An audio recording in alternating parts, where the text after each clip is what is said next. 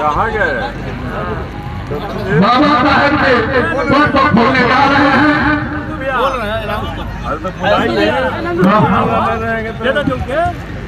दे दे रहा हूँ उसमें ट्रक करे के बाबा दे दो। आप भी चलाइए। आप तो ये तो कैसे हुए? मुख्यमंत्री महोदय, आज बाबा साहब की मूर्ति का नाम महासचिव पीटू जी, नंदूराम जी, थोड़ा साइड हो जाइएगा, जिलाध्यक्ष महोदय छोटेलाल जी और सभी माननीय बाबा साहब के रहने आप सबों के बीच सबका फोटो आना चाहिए मीडिया भाई। बहुत ही सुंदर घड़ी के समय का हम लोग इंतजार कर रहे थे। वो दृश्य इस समय आपके नजरों के सामने जोरदार तालियों से स्वागत करेंगे आप सब।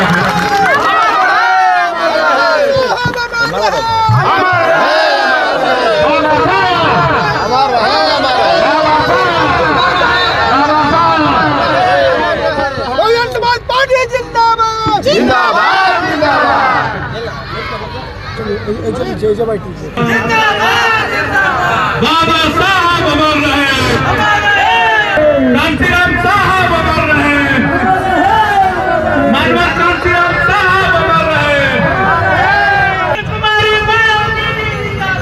जिंदाबाद जिंदाबाद, जिंदाबाद जिंदाबाद, बाबा साहब अमर रहे, अमर रहे, अमर रहे।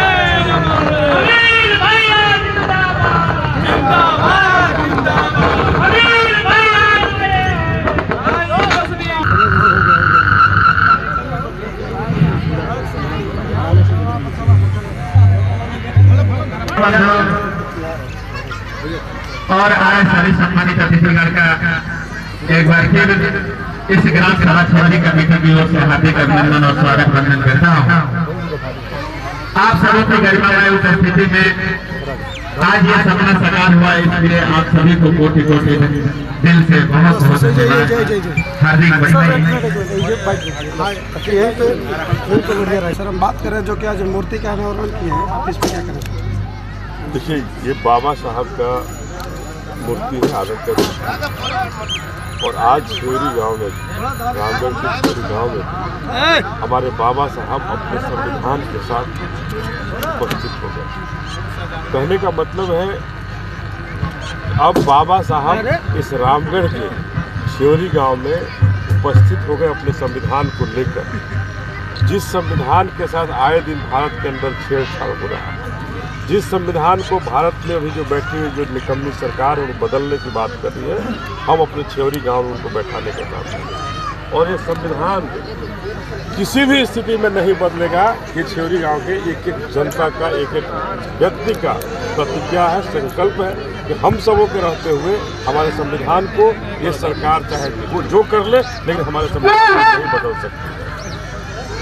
हम इसी के तहत छेवरी गाँव के तमाम माताओं बहनों, तमाम अपने हमारे जो यहाँ अभिभावक हैं, भाई हैं, सबको इस बात पे धन्यवाद देना चाहता हूँ कि आप सबों ने जो यहाँ पर बाबा साहब को स्थापित करके जो भारत भर में पूरे संदेश देने का काम किया है, ये अपने आप में काबिल तारीफ है। और निश्चित रूप से बाबा साहब का ये आदम का प्रतिमा जो है, संविधान जो हाथ में लेकर के यहाँ उपस्थित हुए हैं, निश्चित रूप से युवाओं को, हमारी बच्चियों को, बच्चों को एक नया संकल्प देंगे और नया ऊर्जा देंगे, जिससे कि हम सभी आगे बढ़ पाएं। सर, भारतीय संविधान को दिल्ली के जंतर मंतर पर जलाया जाता है और केंद्र सरकार में बीजेपी की सरकार आती है, उसमें कोई आपत्तियां नहीं होती हैं। देखिए, आज शेवरी गांव में आप आए हैं, इस गांव में हम अपने बाबा साहब की मूर्ति को स्थापित किए। शेवरी के तमाम ग्रामीण जनता यहाँ स्थापित की है। उनके मन में अपने बाबा साहब के प्रति प्यार का संकल्प है, अपने संविधान का संकल्प है, जिस संकल्प के तहत हमारे छेवरी गांव में बाबा साहब का ये आदम का प्रतिमा स्थापित है। और कौन जला रहा है, कौन हमारा संविधान जलाने वाला है, ये किसी से छुपा हुआ नहीं है। ये भारतीय जनता पार्टी के लोग हैं, आरएसएस के लोग हैं, जो हमारा संविधान जलाने का काम करते हैं। और इस बार बहुजन समाज पार्टी की सरकार बनेगी और जो भी संविधान जलाए हैं या जलाने की बात करते हैं, बदलने की बात करते हैं, ये सभी जेल के सलाखों के अंदर होंगे। ये देशद्रोही हैं और इनकी सजा होगी इन जेल के सलाखों के अंदर। 2024 को चुनाव को लेकर क्या कहेंगे सर जी, क्योंकि आप एक राजनीतिक मुद्दा में भी हैं, आप बक्सर लोकसभा के आप सांसद भी हैं। देखिए, हमने तो कहा कि इस बार 2024 के चुनाव में जो 2 महीना बाद जो चुनाव है, 1.5 महीना बाद जो चुनाव है, इस चुनाव में हमारी बहन जी प्रधानमंत्री बनेंगी और हम बक्सर लोकसभा में खड़े हैं।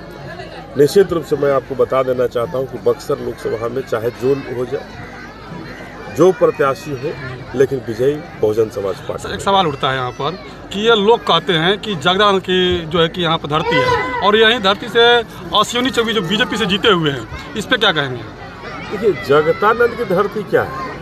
अरे जगदानंद जहाँ जन्म लिए होंगे वहाँ की धरती हो सकती है ना, उनका घर उनका हो सकता है। ये पूरा रामगढ़, पूरा बक्सर लोकसभा उनका कैसे हो जाएगा? ये बक्सर किसी की बपौती नहीं है। बक्सर लोकसभा किसी की बपौती नहीं है, किसी राजनेता की बपौती नहीं है, किसी जाति की बपौती नहीं है। इस बार बक्सर बहुजन का होगा और बक्सर बहुजन में है और इस बार बक्सर बहुजन का होगा। क्या 2024 का जो चुनाव है, लोग कह रहे हैं कि संविधान भी खतरे में चल रहा है, तो क्या वाकई में संविधान खतरे में है? वाकई खतरे में है और ये आप देख रहे हैं कि ये बाबा साहब को यहाँ स्थापित किया है संविधान को लिए हुए, इसलिए कि हम सभी मिलकर के उन सामंतवादी और मनवादी ताकतों को बता देना चाहते हैं कि बाबा साहब के संविधान के साथ छेड़छाड़ मत करना। बाबा साहब का संविधान केवल दिल्ली के लोकसभा में नहीं बंद है, ये बाबा साहब का ये संविधान हर गांव में बंद है, हर घरों के अंदर है, जहां लोग दिलों के अंदर बाबा साहब को रखते हैं और उनके संविधान को रखते हुए। इसलिए संविधान से छेड़छाड़ करने वाली जो सरकार है, उनको इस बार अपनी ताकत का पता चल रहा है। लोग कह रहे हैं कि केवल संविधान के नाम पर लोग राजनीति कर रहे हैं, संविधान कोई खतरे में नहीं है। तो अगर नहीं खतरे में रहता तो फिर स्थिति क्यों है? जलाया क्यों जाए? आए दिन आरक्षण हमारा खत्म किया जा रहा है। हमारी जो बाबा साहब ने जो हमें सुख सुविधाएं दी थी, उन सुविधाओं को, बहुजन की सुख सुविधाओं को क्यों दबाया जा रहा है? क्यों किसी खास जाति विशेष के लिए हाई कोर्ट हो गया, कोर्ट हो गया, प्रोफेसर वही बनेंगे? क्यों नहीं बहुजन समाज के लोग बनते? क्या उनकी ताकत नहीं है? तो ये कहीं ना कहीं बहुजन समाज को दबाने की रणनीति है और संविधान को ये लोग उल्टे कहीं ना कहीं ख़त्म करना चाहते हैं या बहुत हद तक ये संविधान को किनारे करके मोदी और अमित शाह का संविधान चला रहे हैं, आरएसएस का संविधान। मेन स्ट्रीम मीडिया के द्वारा लोगों से उगलवाया जाता है इस बात को कि बीएसपी बहुजन समाज पार्टी जो है बीजेपी का बी टीम है। देखिए, मेन स्ट्रीम मीडिया किसको कहते हैं? ये मेन स्ट्रीम मीडिया अभी नहीं है भारत के अंदर। ये मीडिया के नाम पर तथाकथित दलाल लोग हैं जो राज्य सरकार, जो भारत सरकार का, जो केंद्र सरकार के दलाली कर रहे हैं और वो दलालों की बात जो प्रवक्ता बन करके बैठे हुए हैं, भारत की अर्थव्यवस्था चौपट होगी, उस पर कोई बहस नहीं होती। और बहस होती है कि राम मंदिर पर। राम मंदिर बन जाने से भारतवासियों को क्या मिल जाएगा? हमने भी तो अपने बाबा साहब की प्रतिमा को स्थापित किया है, तो बाबा साहब हमारे दिल के अंदर हैं, हमने यहाँ जग जाहिर किया। लेकिन राम जी कहाँ हैं? राम जी ने भारत के लिए क्या किया था, ये बताना चाहिए आकर के।